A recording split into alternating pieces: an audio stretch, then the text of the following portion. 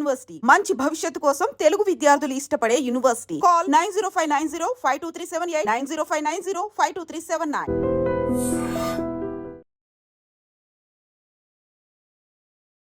Hi, welcome to IT. గత కొన్ని రోజులుగా సింగర్ కల్పనా గారి ఇష్యూ వైరల్ అవుతుంది. ఆమె ఆత్మహత్య చేసుకోవడానికి ప్రయత్నించారని కొందరు, డాక్టర్ ఇచ్చిన మెడిసిన్ ఓవర్డోస్ అయ్యి ఇలా అయిందని కొందరు వాళ్ళ అభిప్రాయాలు చెప్తున్నారు. అయితే ఇక్కడ మంచి విషయం ఏంటంటే దేవుడి దయ వల్ల ఆమె ఇప్పుడు ఆరోగ్యంగా ఉన్నారు. ఆమె ఆరోగ్యం నుంచి కోలుకొని ఏం జరిగిందో ఆమె నోటితో చెప్తే కానీ అసలు నిజాలు తెలియవు. అయితే ఈ లోపల మనకు వినిపిస్తున్న సమాచారం రకరకాలుగా ఉంది. ఇప్పుడు వాటి మీద కొంత క్లారిటీ ఇవ్వడానికి శేఖర్ భాష మనతో ఉన్నారు. ఆయన్ని అడిగి కొన్ని విషయాలు తెలుసుకుందాం. శేఖర్ భాష గారు నమస్తే అండి. నమస్తే అండి. ఎలా ఉన్నారు? మన ఇండస్ట్రీలో గత కొన్ని రోజుల నుంచి చూసుకుంటే కల్పనా గారి ఇష్యూ రకరకాల కామెంట్స్ వినిపిస్తున్నాయి. జరిగింది అయితే ఒక బ్యాడ్ జరిగింది. సరే, దేవుడి దయ వల్ల ఆమె ఆరోగ్యంగా బయట ఉన్నారు, అంతవరకు హ్యాపీ. కాకపోతే ఈ లోపల కొంతమంది ఆమె సూసైడ్ చేసుకోవడానికి ప్రయత్నించారని, కొంతమంది కాదని, ఇలా రకరకాలుగా చెప్తున్నారు. మీ దగ్గర ఉన్న ఇన్ఫర్మేషన్ ఏంటి? ఇన్ఫర్మేషన్ అందరికి దగ్గర ఉన్నదే బేసికలీ. అంటే నిద్ర మాత్రం వేసుకున్న మాట నిజం. ఆ వేసుకునేటప్పుడు ఆవిడ ఇంటెన్షన్ ఏంటి అనేది ఆవిడే కదా చెప్పాలి. సో ఆవిడ ఏదైనా రాసి పెట్టుంటే దాన్ని బట్టి మనం చెప్పగలం. ఆవిడ ఎక్కువ మాత్రలు వేసుకుంది. సో ఎక్కువ మాత్రలు వేసుకోవడానికి కారణం ఒకటి, ఆవిడ సూసైడ్ చేసుకోవాలనుకున్నారా, లేదు ఎక్కువసేపు నిద్రపోదాం అనుకున్నారా. అంటే అందరికీ ఉంటాయి ప్రాబ్లమ్స్ ఇవాళ రేపట్లో. సో ప్రాబ్లమ్స్ ఉన్నప్పుడు దానికి ఒంటరితనం కూడా యాడ్ అయింది అనుకోండి, అది డబల్ త్రిబుల్ లాగా అనిపిస్తుంది మనకి. సో అందరి లైఫ్లో యూత్లో ఉన్నప్పుడు మంచి కెరీర్ ఉంటుంది. తర్వాత రిటైర్ అయిపోయే స్టేజ్కి వచ్చిన తర్వాత ఫ్యామిలీ, పిల్లలు, మనవాళ్ళు, మనవరాళ్ళు, ఇదే కదా లైఫ్. ఈ మధ్యకాలంలో ఈ జాయింట్ ఫ్యామిలీస్ అవన్నీ మిస్ అయిపోయి మైక్రో ఫ్యామిలీస్ అయిపోయి, సరే ఇద్దరు మొగుడు పెళ్ళం, ఓ పిల్లలు లేకపోతే ఒకళ్ళు అనుకున్నారనుకోండి, అది కూడా ఒక స్టేజ్కి వచ్చిన తర్వాత 18 ఏళ్ళు 20 ఏళ్ళు వచ్చిన తర్వాత పిల్లలకి రెక్కలు వచ్చేస్తాయి, వాళ్ళు కూడా వెళ్ళిపోతారు. సో అప్పుడు పండు డాకులమి ఎండితిమి అన్నట్టుగా మొగుడు పెళ్ళమే కలిసి ఉండాలి. ఇక్కడ చూస్తే మనం ఆయనేమో తమిళనాడులో, కేరళలో, బిడ్డ ఏమో ఆయన చెన్నైలో, బిడ్డ పాప వచ్చేసి కేరళలో, ఈమె హైదరాబాద్. సో ఏమవుతుందంటే ఒక మనిషికి ఇలా కంప్లీట్ ఐసోలేషన్ అయిపోయి, ఒకవేళ అలా ఉన్నప్పుడు కాస్త బిజీ లైఫ్ అయినా ఉండాలి మనిషికి, ఏదో ఒక యావ. ఆవిడ కెరీర్లో పాటలు పాడుతూ అలా ముందుకెళ్తున్న టైంలో కూడా బాగానే ఉంటుంది. సరే ఎక్కడున్నారా, హాయ్ హలో బాగున్నారా.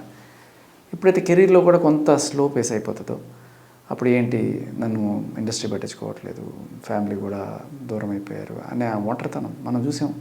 ఒక రంగనాథ్ గారు, ఒక ఉదయ్ కిరణ్, ఇలా చాలామంది ఆ ఒంటరితనం తట్టుకోలేక వెళ్ళిపోవాలనుకునే వాళ్ళు ఉంటారు. బాధ ఆవిడదే. దానికి కారణం అంటే బిజీ లైఫ్, ఎవరు బిజీ వాళ్ళది, ఎవరి లైఫ్ వాళ్ళది, దాన్ని కూడా తప్పు పట్టను. కానీ అంటే సారీ టు ఇంటరప్ట్ యూ, ఇప్పుడు ఇక్కడ నా క్వశ్చన్ కూడా అదే.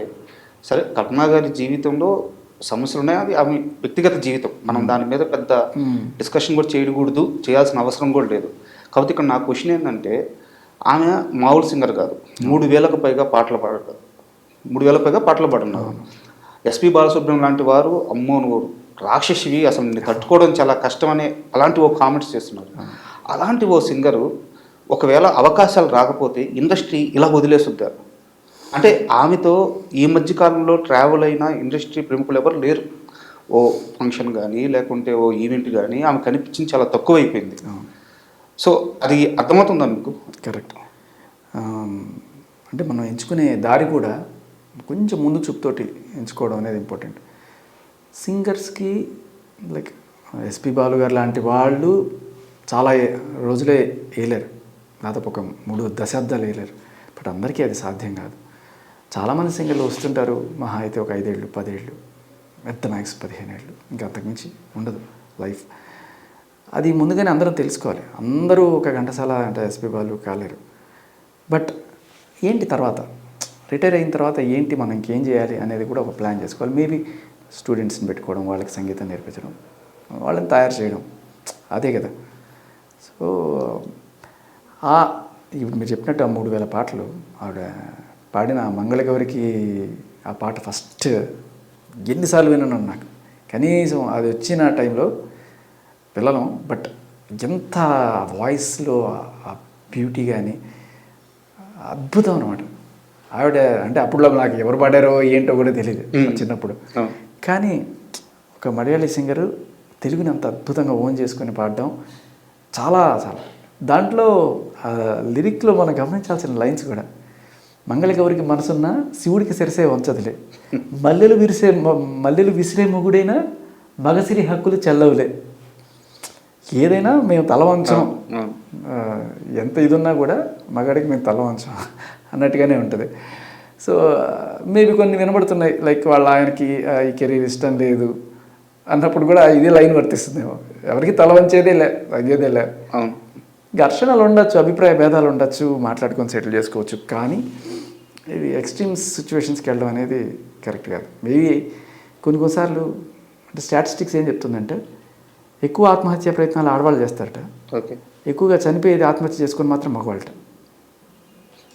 ఆత్మహత్యలు చేసుకొని చనిపోయిన మగవాళ్ళ సంఖ్య ఎక్కువ, ఆత్మహత్య ప్రయత్నాలు చేసిన ఆడవాళ్ళ సంఖ్య ఎక్కువ. కొన్నిసార్లు అంటే ఈ కేసులో అని చెప్పను, బట్ ఒకవేళ కనుక ఆత్మహత్య ప్రయత్నం చేసుకొని ఉంటే మాత్రం చాలామంది ఇట్స్ ఏ క్రై, నా బాధ ప్రపంచానికి లేకపోతే నా వాళ్ళు తెలుసుకోవాలి అనే ఒక అరుపు లాంటిది, ఒక స్టేట్మెంట్ లాగా.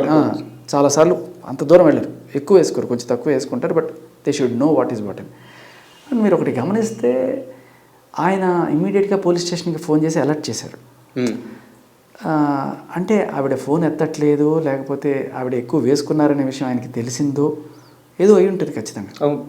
అలాగే ఆ అపార్ట్మెంట్లో ఉన్న వాళ్ళకి కూడా ఫోన్ చేశారంట, అక్కడ సెక్రటరీతో మాట్లాడారంట, వాళ్ళకి హెల్ప్ అడిగారంట. సో అంత జరగడానికి అంటే జనరలీ ఇంత బిజీ లైఫ్లో ఆవిడ 4-5 సార్లు ఫోన్ చేసి ఎత్తుండకపోవచ్చు. ఎత్తకపోతే సరే వాళ్ళకి వీళ్ళకి ఫోన్ చేసి ఏంటి ఎత్తట్లేదు అని కనుక్కోవడం అదొకటి అయి ఉండొచ్చు. బట్ ఒక డిస్కషన్ ఏదన్నా జరిగి లైక్ మాట అనుకొని అది పెద్దదై సరే ఇంకా నేను ఉన్నాను వెళ్ళిపోతాను ఇలాంటి మాటలు ఏదైనా మాట్లాడితే అప్పుడు కూడా ఇంతకన్నా ఎక్కువ రియాక్షన్ ఉంటుంది. తర్వాత ఫోన్లు ఎత్తట్లేదు అని చెప్పేశారంటే ఇమీడియట్గా ఫోన్ చేస్తారు. సో రెండిట్లో ఏదర్ కేసు అవ్వచ్చు. కానీ మన దురదృష్టం ఏంటంటే ఇదే రివర్స్లో జరిగింది అనుకోండి. ఒక భర్త భార్య బాధ తట్టుకోలేక లేకపోతే ఏదయ్యి ఆయన ఆత్మహత్య ప్రయత్నం చేశాడు అనుకుందాం. ఏ భార్యనైనా తీసుకెళ్ళి పోలీసులు విచారిస్తారా? ఇమీడియట్గా జరగదు, చేయరు. అంటే ఈయనే పోలీస్ స్టేషన్కి ఫోన్ చేసి అలర్ట్ చేసి ఆవిడని సేవ్ చేసుకునే ప్రయత్నం చేసినా కూడా ఈయన పోలీసులు అదుపులోకి తీసుకొని విచారించే పరిస్థితి మగాడి దుస్థితి ఇక్కడ కూడా.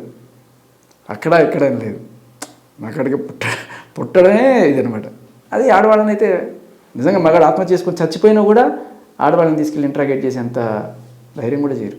Until unless there is a solid evidence ఏదో ఉంటుంది. ఇక్కడ ఏ ఎవిడెన్స్ లెక్కలేదో నేను తీసుకెళ్ళి కూర్చోబెడతాను. మొన్న అయితే సినిమాలో చూసే 7 ఏళ్ల లోపట పెళ్ళాన్ని ఆత్మహత్య చేసుకుని చచ్చిపోతే మాత్రం ఫస్ట్ నేను తీసుకెళ్ళి లోపల కూర్చో, అక్యూజ్డ్ 1 నువ్వేట, ఆవిడ ఆత్మహత్య చేసుకున్నా కూడా నువ్వేట, మన ప్రమేయం ఉన్నా లేకపోతే అలా ఉంటాయి. సరే ఇవి పక్కన పెట్టేస్తే అసలు విషయం ఏంటంటే మనిషికి యావ అనేది చాలా ఇంపార్టెంట్. సంగీతం కావచ్చు, సంగీతం నిజంగా ఒక అద్భుతమైన సాధనం. బట్ అది సంగీతాన్ని ఎంజాయ్ చేయాలి తప్ప ప్రపంచం మనకి చప్పట్లు కొడుతుందా లేదా అనే విషయం పక్కన పెట్టేసి కేవలం సంగీతంలో ఉన్న మజా నువ్వు ఎప్పుడైతే పొందుతావో అది అనంతం. That it self is like divine అనమాట. అప్పుడు సెల్ఫ్ సాటిస్ఫాక్షన్ ఉంటుంది. అంతే. ఇప్పుడు ఒక సైంటిస్ట్ ఉన్నాడు అనుకోండి, ఆయనకి ఒంటరితనం అనేది ఉండదు. ఒక్కడే ఉన్నా కూడా ఏదో ఒక రీసెర్చ్ చేసుకుంటూ బతికేస్తుంటాడు, చాలా బిజీగా ఉంటాడు. ఆయన ఒక్కడే ఉన్నా కూడా ఏదేదో చేసేస్తుంటాడు కదా. సో మనకి భార్యతో పాటు ఇంకో పెళ్లి చేసుకోవాలి, అదే ఒక గోల్. అది మనకి ఇష్టమైన రీసెర్చ్ చేసేది అయి ఉండాలి. ఒక క్యూరియాసిటీ అనేది బుర్రలో ఆ పురుగు తొలుస్తూ ఉండాలి. ఎప్పుడైతే అది చచ్చిపోతుందో మనకి వేరే వేరే వేరే సపోర్ట్ కావాల్సి వస్తుంది. ఆ సపోర్ట్లు కూడా ఫ్యామిలీ నుంచి మిస్ అయిపోయి, ఇండస్ట్రీ నుంచి మిస్ అయిపోయి, అన్నీ మిస్ అయిపోతే అలాంటి టైంలో అంటే ఎంత లేదనుకున్నా మీరు ఆమె వేరు వేరు సీజన్లు అయినా సరే మీరిద్దరు బిగ్ బాస్ ఫ్యామిలీకి చెందిన వారే. సో కొన్ని ఈవెంట్స్లో అయితే మీరు కలుస్తూనే ఉంటారు. నేను అన్ఫార్చునేట్లీ ఇప్పుడు దాకా కలవలేదు, బట్ బిగ్ బాస్ ఎస్ అన్ని సీజన్లకి కలిపి ఒక క్లబ్ ఉంటుంది. ఏ బిగ్ బాస్ సీజన్ 7 వాళ్ళైనా 6 వాళ్ళైనా మమ్మల్ని పిలుస్తుంటారు, మేము వాళ్ళని పిలుస్తుంటాం, అందరం కలిసి like we are group of family. But unfortunately event అయితే దగ్గర నుంచి అయితే చూస్తుంటారు కదా? లేదు, చూడలేదు, అన్ఫార్చునేట్లీ చూడలేదు. బట్ అంటే ఈ క్వశ్చన్ ఎందుకు అడిగానంటే ఆమె కల్పన గారు అందరితో కలవడానికి చాలా ప్రయత్నం చేస్తారు.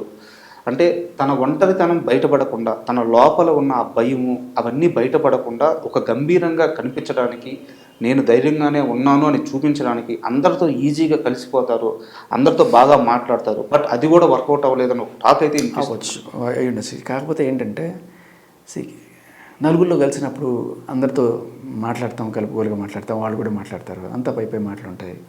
At the end of the day వెళ్ళిపోయిన తర్వాత ఎవరు కూడా మనకి మనసుకు నచ్చిన ఫ్రెండ్ అనేవాళ్ళు ఉండరు. అట్లీస్ట్ ఫ్యామిలీ, సరే ఇండస్ట్రీ వదిలేసింది, ఫ్యామిలీ కూడా లేదనుకున్నాం, ఒక మంచి ఫ్రెండ్ కలిసి ఎవరైనా అబ్బాయి కానీ అమ్మాయి కానీ ఎవరో ఒకరు, ఎస్, అట్లీస్ట్ ఒక మంచి గోల్, ఇవి రెండూ లేకపోతే తొందరగా ముసలాళ్ళు అయిపోతారు, తొందరగా వెళ్ళిపోతారు. కొంతమంది ఉంటారు, మీరు గమనించండి, వాళ్ళు ఎన్నాళ్ళైనా సరే వాళ్ళలో ఆ యూత్ఫుల్నెస్ అలాగే ఉంటుంది. ఎందుకంటే they are always into something, they'll keep doing something. Uday Kiran చూడండి, రంగనాథ్ గారు చూడండి, ఉదయ్ కిరణ్ లైక్ ఆయన చదువులో పెద్ద రాణించలే, ఇండస్ట్రీకి వచ్చాడు, టక్ మనకి ఆయనకు ఒక ఫేమ్ వచ్చింది, టప్ టప్ టప్ అని వరుస పెట్టి సూపర్ మెట్రికులస్ రైజ్ అది. సో ఆయన ఏంటి, యాక్టింగ్ చేయడం మాత్రమే. తర్వాత ఒకవేళ ఫ్యూచర్లో రిటైర్ అయిపోతే ఏంటి, ఎన్నాళ్ళు ఉంటావు హీరోగా, 10 ఏళ్ళు 20 ఏళ్ళు, సరే తర్వాత ఏంటి, అందరూ బాలయ్య బాబు లాగా చిరంజీవి లాగా ఉండలేదు కదా. తర్వాత కూడా 60 years దాటినా కూడా వాళ్ళు లైక్ 20 ఏళ్ళ హీరో ఇంత డ్యాన్స్ చేయగలరు వాళ్ళు, అందరికీ అలా ఉండదు. బట్ రియాలిటీలో కొంత మనం ఆలోచించాలి. ఆ బ్యాకప్ ప్లాన్ అనేది కూడా ఇప్పుడైతే ఉదయ్ కిరణ్కి అయితే చాలా ఎర్లీగానే జరిగిపోయింది పాపం తన లైఫ్లో. పాయింట్ ఏంటంటే కెరీర్ బాగున్నప్పుడు అందరూ నీ చుట్టూ ఉంటారు, ఉదయ్ కిరణ్ ఉదయ్ కిరణ్ ఉదయ్ కిరణ్. బట్ ఒక్కసారి కెరీర్లో నువ్వు దెబ్బలు తిని నువ్వు ఫ్లాపుల్లో ఉన్నప్పుడు పెళ్ళం కూడా పట్టించుకోకపోతే. ఉదయ్ కిరణ్ ప్రస్తావన తెచ్చారు కాబట్టి అడుగుతున్నాను, అంటే ఉదయ్ కిరణ్ చనిపోయినప్పుడు ఆ రోజు ఏం జరిగిందో మీకు కంప్లీట్గా తెలుసు, మీరు అక్కడే ఉన్నారు. అయితే ఆ రోజు కానీ ఉదయ్ కిరణ్ పక్కన ఎవరైనా ఒక్కరుండుంటే, ఖచ్చితంగా ఆ క్షణం తప్పించుంటే. ఉదయ్ కిరణ్ రేడియోకి చాలాసార్లు వచ్చాడు. ఎస్పెషల్లీ నేను నాన్ స్టాప్ 100 గంటల మ్యారథాన్ చేశాను రేడియోలో, ఆపకుండా 4 రోజులు ఆహారాలు నేను నిద్ర లేకుండా కంప్లీట్గా చేశాను. ఆ టైంలో ఫైనల్ లాస్ట్ 1 అవర్లో తన గెస్ట్గా వచ్చాడు. చాలా it's like a good friend. ఇప్పుడు రాజ్ తరుణ్ ఎలా నాకు ఫ్రెండ్, ఉదయ్ కిరణ్ అప్పట్లో చాలా మంచి స్నేహితుడు. కానీ అంత అడపదడప మాట్లాడుకునే ఇది ఉండదు. నాకేంటంటే ఈ పబ్బులు ఈ గంటలకు దూరంగా ఉంటారు, మందులో ఫ్రెండ్స్ ఉండరు నాకు. బట్ ఆయనతో అప్పుడప్పుడు ఉండేది. ఏంటి పరిస్థితి అప్డేట్లు, తర్వాత జెమినీ మ్యూజిక్లో కూడా విజయం చేసేప్పుడు చాలాసార్లు ఇంటర్వ్యూలు మీరు చేసినట్టు నేను అలా సేమ్ ఇదే ప్లేస్లో ఉదయ్ కిరణ్ కూర్చోబెట్టి శ్రీరామ్, తర్వాత 2-3 సినిమాలు కూడా చేశాను. తర్వాత తమిళ్లోకి వెళ్ళాడు ఆయన, అదృష్టం ప్రేక్షకులు కూడా. బట్ ఏం చేసినా కూడా దానికి ఒక బ్యాడ్ టైం అనేది ఉంటుంది. బ్యాడ్ టైం దాటి గుడ్ టైం వస్తుంది. ఆ టైంలో ఒక మంచి స్నేహితుడు ఖచ్చితంగా ఉండుంటే మీరు చెప్పినట్టు ఆయన బతికేసి ఉండేవాడు. ఒక్కరోజు ఆ రాత్రి ఆ 1 గంట ఆ చెడు నిర్ణయం తీసుకునేటప్పటికి. అండ్ చెడు సావాసాలు, చెడు సావాసం అంటే ఫ్రెండ్స్ అని కాదు, మందు, సిగరెట్లు, ఇంకా మాదక ద్రవ్యాలు, ఆయనని కాదు మామూలుగా జనరల్గా ఎప్పుడైతే ఇవి తీసుకుంటాం ఒకసారి ఆ హై లోపల నుంచి వెళ్ళిపోయినప్పుడు సడన్గా డిప్రెషన్ వచ్చేస్తుంది. ఏంటి జీవితం ఎందుకని చెప్పి. సో అది కూడా చాలా డేంజరస్. అది ఆయన మందుకి దూరంగా ఉండడం వల్ల కూడా కాస్త బెటర్ అయ్యేదేమో, కానీ అలా ఈ చేత్తో మోసే ఆయన. అదే ఆ రోజు కనీసం భార్య కూడా చూడడానికి రాలేదంటే చాలా బాధ. కాస్త చెప్తారు. అనాథ శవంలాగా అక్కడ నిమ్స్ హాస్పిటల్లో పంచగుట్టలో అలా ఉంటే టీవీల్లో న్యూస్ చూసి ఎక్కడెక్కడో వాళ్ళు, అంటే నాకు తెలిసి నేను అప్పుడే ఫస్ట్ వెళ్ళిపోయాను. అప్పుడే కొంతమంది మన ఇండస్ట్రీకి సంబంధించి ఈయనతో పాటు యాక్ట్ చేసిన కొంతమంది స్టంట్ మెన్, ఫైటర్స్, వాళ్ళందరూ వచ్చి అక్కడ నిలబడ్డారు. ఏం జరుగుతుంది, ఇంకా బాడీ లోపల ఉంది, వాళ్ళు ఎవరన్నా వస్తే కానీ చేయలేరు, వాళ్ళు ఎవరు లేరు, వాళ్ళ అక్క యెమెన్లోనూ సౌదీలోనూ ఎక్కడో ఉన్నారు. కట్టుకున్న భార్య అయితే కనీసం కూసలేదు. ఇంకా తర్వాత టీవీలో ఎక్కడ పట్టినా ఆయన న్యూస్ వేయడం, నీ స్నేహం ఇక రాదు అని. కానీ అది కూడా హాస్పిటల్ సీన్ వేస్తే ఇంకా నిజంగానే జనాల్లో కట్టలు తెంచుకుంది. పరిగెత్తుకొని వచ్చారు, 100 మంది వచ్చారు. నిమ్స్ హాస్పిటల్ మొత్తం నిండిపోయింది.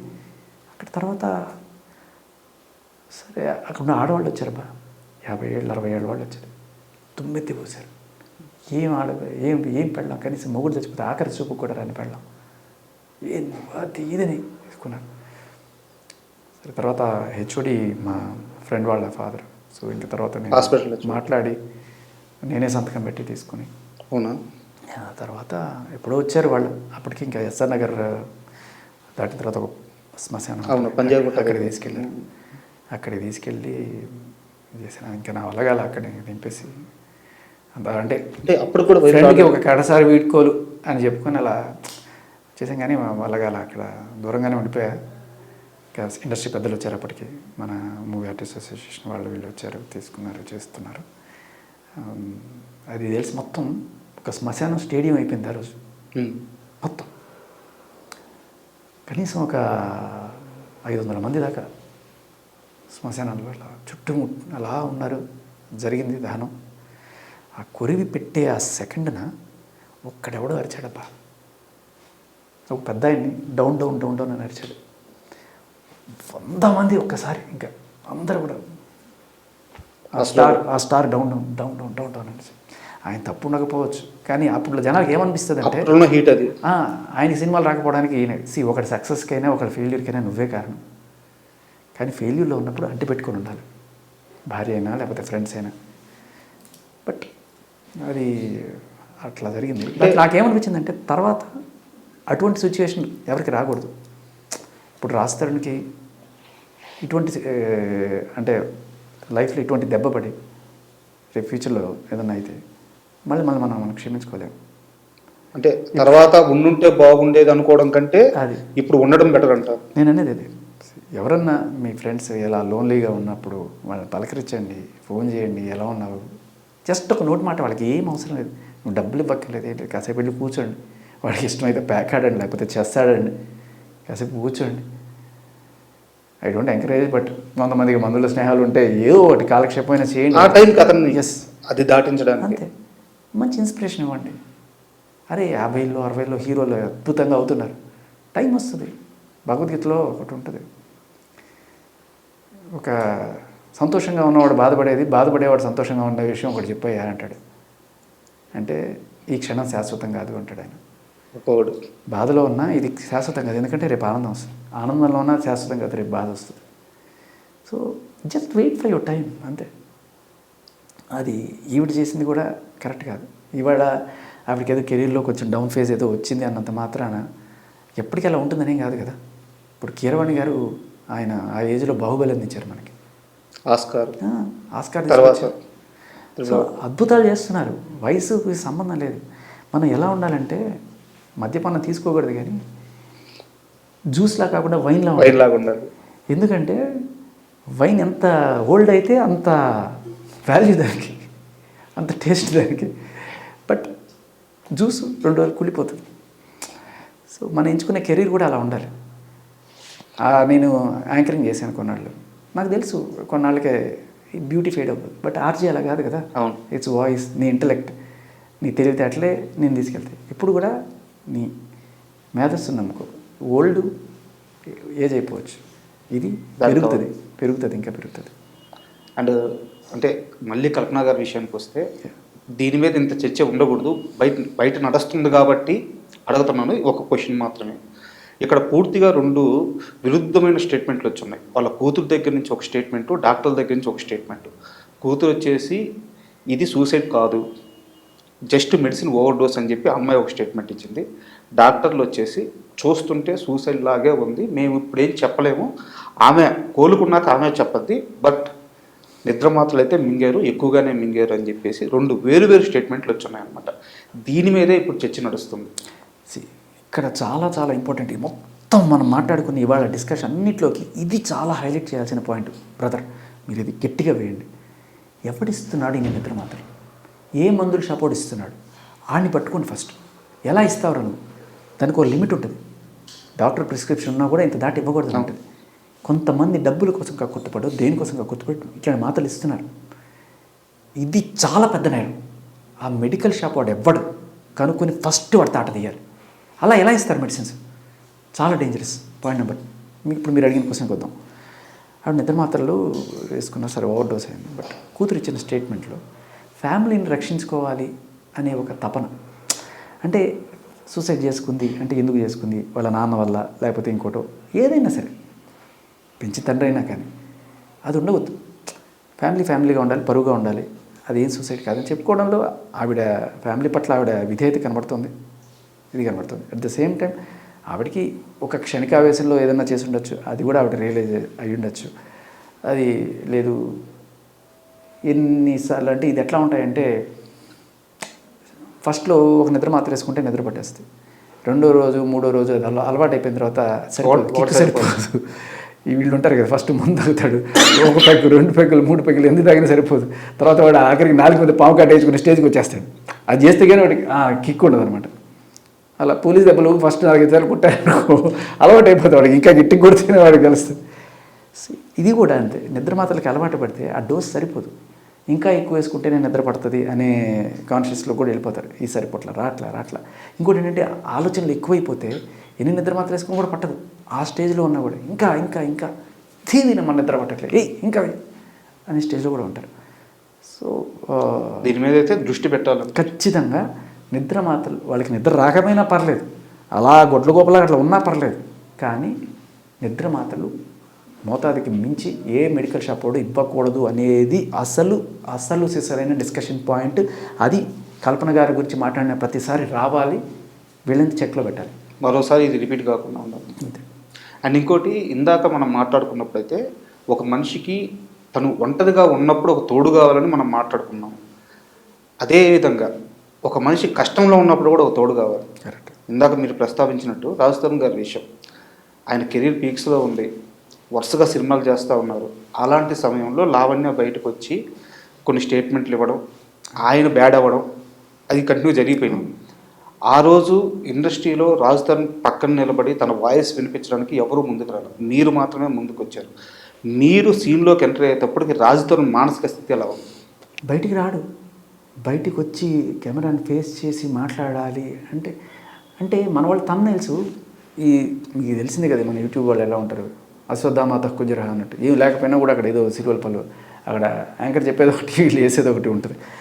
దానికి తోడు ఇంకా ఈ ఫెమినిస్టులు లేకపోతే కార్యకర్తలు ఇంకా పెద్దవాళ్ళు వాళ్ళు వీళ్ళు వచ్చి వాడు ఒక దూడు, వాడు అది, వాడు కామందుడు, వాడు నీచుడు, వాళ్ళు వాడుకున్నాడు, వీళ్ళు వాడుకున్నాడు.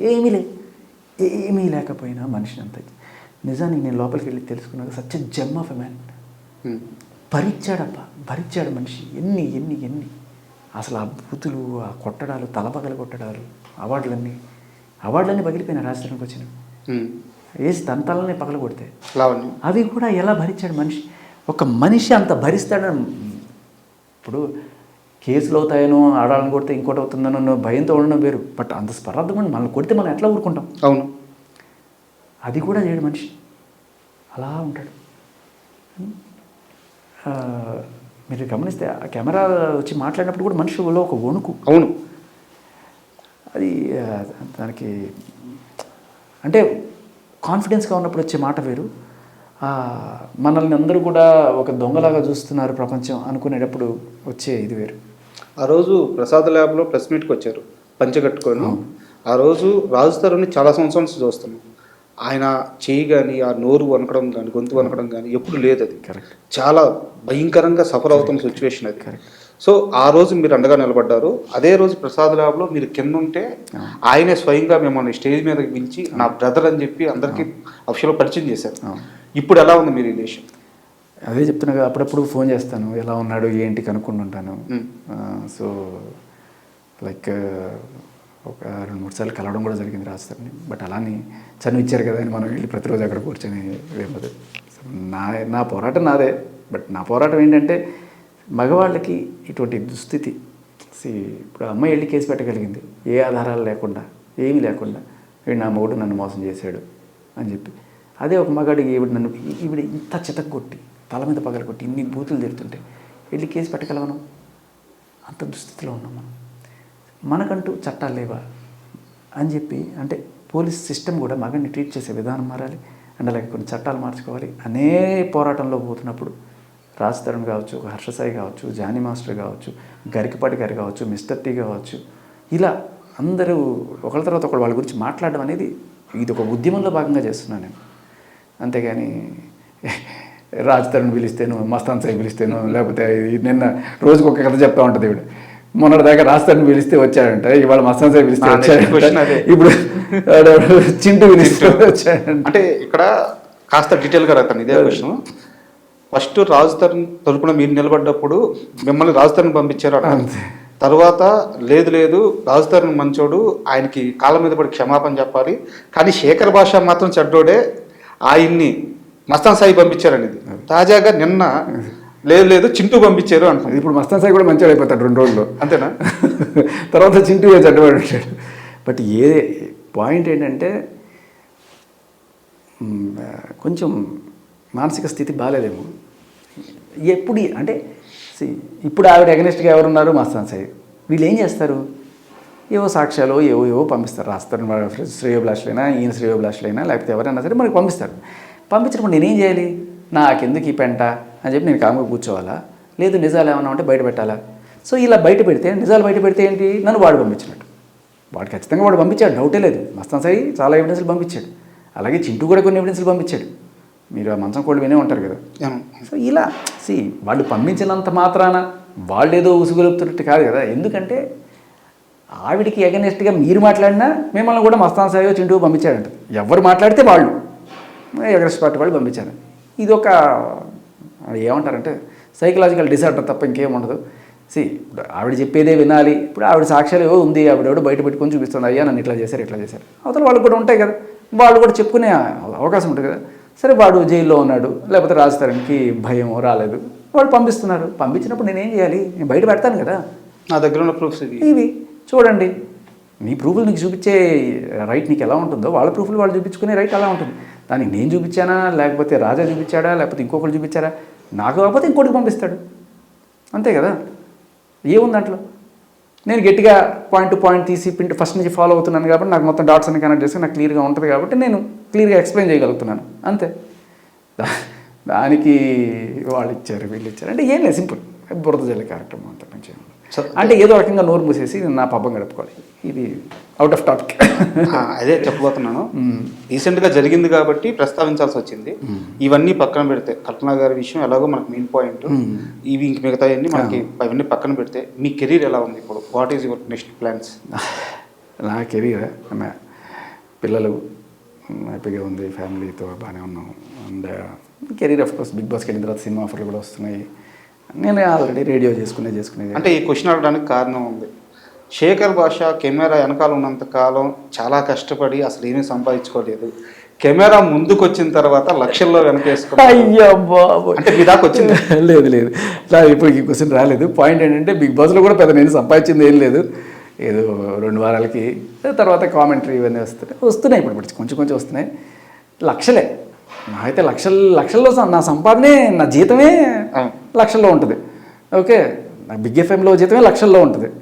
దానికి మళ్ళీ బయట నుంచి లక్షలు రావాల్సిన అవసరం లేదు. అండ్ మీరు అంటున్నట్టు కెమెరా ముందుకు రాకముందు అనుకుంటున్నారేమో, నేను big FM and Gemini music 2 ప్యారలల్గా 15 ఏళ్ళు చేశాను.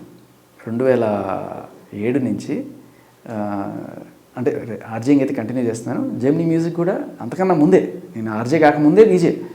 అప్పటి నుంచి 2 పడవల్లో పొద్దున్నది రాత్రిది చేసుకుంటూ వస్తూనే ఉన్నా. రీసెంట్గా ఒక 3 ఏళ్ల క్రితమే నేను టీవీకి బ్రేక్ ఇచ్చి ఇటు వచ్చాను. 3 ఏళ్ళు కాదండి, ఒక 5 ఏళ్ళు పైన అవుతుంది. 2019 ఆ టైంలో బ్రేక్. ఇంకా అదే హాయ్ హలో ఏం చేస్తున్నారో తిన్నారా అదే. సో తర్వాత బయటకు వచ్చేసాను. And I know at some point of the time anchoring అనేది మసకబారుతుంది, బట్ ఆర్జేయింగ్ అనేది పైకి ఎక్కుతుంది. ఇది వైన్, అది జ్యూస్, అంతే. బట్ కెరీర్లో ప్రాబ్లం ఏం లేదండి. So I'm happy. వస్తాయి. మనకేంటంటే ఒక ఉద్యమంలాగా చేస్తున్నప్పుడు ఇటువంటి ఏదైనా సరే ఇంటర్వ్యూస్ కానీ వీటికి నేను ఎప్పుడు డబ్బులు తీసుకోవడం కదండి. లేదు నేను ఎంటర్టైన్మెంట్గా నేను ఏదైనా ఈవెంట్స్ చేసినప్పుడు, లేకపోతే బిగ్ బాస్ సంబంధించిన అలాంటి ఈవెంట్స్, కామెంటరీయో ఇలాంటి వాటిలో సంపాదించుకుంటాను నేను. I only earn with entertainment. Okay, సరదాగా జోకులు వేసి వాటిల్లో లేదా స్టాండప్ కామెడీలో ఇలాంటివి చేసి దాంట్లో నేను సంపాదించుకుంటాను తప్ప దీంట్లో నాకు వద్దు. పెట్రోల్ ఖర్చు కూడా నాదే ఇంటర్వ్యూలకి, అంతే చెప్తున్నాను. అండ్ ఇప్పుడు మళ్ళీ కల్పన గారి విషయాన్ని లీడ్గా చూసుకున్నట్టయితే ఇండస్ట్రీలో ఇలా సఫర్ అవుతున్న వాళ్ళు చాలామంది ఉన్నారు, ఇప్పటికీ ఉన్నారు. అవకాశాలు తగ్గిపోయి ఒకప్పుడు ఉన్న ఫేమ్ ఇప్పుడు లేక చాలామంది సఫర్ అవుతున్నారు. వాళ్ళ థాట్స్ పంచుకోవడానికి కానీ వాళ్ళకి టైం కేటాయించడానికి కానీ ఇండస్ట్రీ తరపున ఒక ప్లాట్ఫామ్ ఏదైనా ఉంటే. అద్భుతమైన మాట చెప్పారు భయ్య, నిజంగా ఇది ఉండాలి ఖచ్చితంగా. మూవీ ఆర్టిస్ట్ అసోసియేషన్ వాళ్ళు కానీ ఏదైనా ఒక చొరవ తీసుకొని ఇటువంటి వాళ్ళని ఐడెంటిఫై చేసి ఏకాకిలు అయిపోతున్నారు వీళ్ళని మనం కాపాడుకోవాలి. వీళ్ళకి మన డబ్బులు ఏమి ఒక చిన్న ప్లాట్ఫామ్ వాళ్ళని కూర్చోబెట్టి పెద్దల్లాగా జడ్జీలు కాకపోయినా లేకపోతే వాటికి పిలిచి వాళ్ళందరినీ వాళ్ళు కల్పిస్తే that it self is a great thing. Just weekend meetings పెట్టినా చాలు. అయ్యా వాళ్ళే కదా, మీరు కూడా పెట్టండి ఇంటర్వ్యూలకి, పోయేదేమన్నా లేదు మన సైడ్ నుంచి. సో ఇది చెయ్యాలి, ఖచ్చితంగా చేయాలి. చాలామందిని మనం పోగొట్టుకున్నాం, బట్ ఇంక మీదట మీరు చెప్పిన అద్భుతమైన సజెషన్ ఖచ్చితంగా ఇది అందరూ దయచేసి షేర్ చేయండి. ఈ మంచి మాటనే అది ఇండస్ట్రీ పెద్దలకి రీచ్ అయ్యి దీనికోసం ఒక పెద్దవాళ్ళు ఉన్నారు, లైక్ తమ్మారెడ్డి భరద్వాజ్ గారు లాంటి వాళ్ళు పెద్ద వాళ్ళు ఉన్నారు. సో వాళ్ళకి తెలుసు అందరూ కూడా ఏజ్ పెరిగినా కూడా అంత సక్సెస్లో ఉంటారు. They know and they can setup something like this. మీరు చెప్పినట్టు అంటే కొంతమంది మాత్రమే ఆ ప్రెజర్ని ఆ పెయిన్ని హ్యాండిల్ చేయగలరు. అద్భుతమైన మాట, ఈ మాటకి మీకు షేక్ అండ్ తప్పకుండా నిజంగా సూపర్. థ్యాంక్ యూ శేఖర్ భాష గారు, మీ విలువైన సమయాన్ని మాకు వెచ్చించి ఓ మంచి విషయం మీద ఓ మంచి మాటలు చెప్పినందుకు. మరో మంచి ఇంటర్వ్యూలో కలుద్దాం. Thank you.